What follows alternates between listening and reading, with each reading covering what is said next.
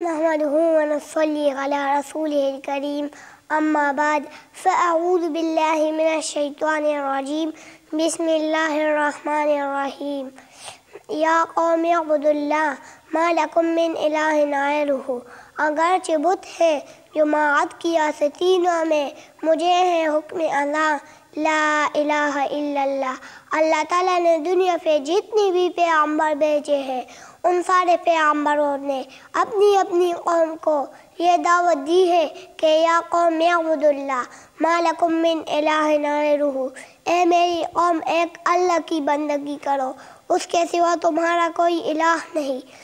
اس کے سوا تمہارا کوئی معبود نہیں، اس کے سوا تمہارا کوئی گنج بخش نہیں، اس کے سوا تمہارا کوئی دستگیر نہیں، اگر ہے تو صرف اور صرف اللہ ہے۔ اللہ تعالیٰ قرآن مجید میں 18 پیغمبروں کے ذکر کرتا ہے اور اس کے بعد فرماتا ہے کہ وَلَوْ أَشْرَكُوا لَحَبِطَ عَنْهُمْ مَا كَانُوا يَعْمَلُونَ۔ عزیز بھائیوں، اگر یہ انبیاء بھی شرک کرتے تو ان کے سارے اعمال ضائع ہو جاتے، اور اللہ تعالیٰ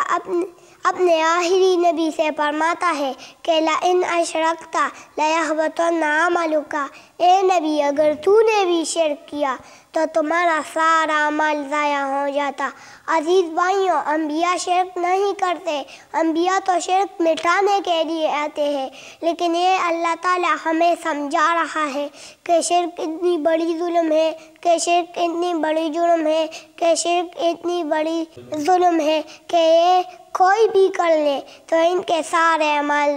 ضائع ہو جاتے۔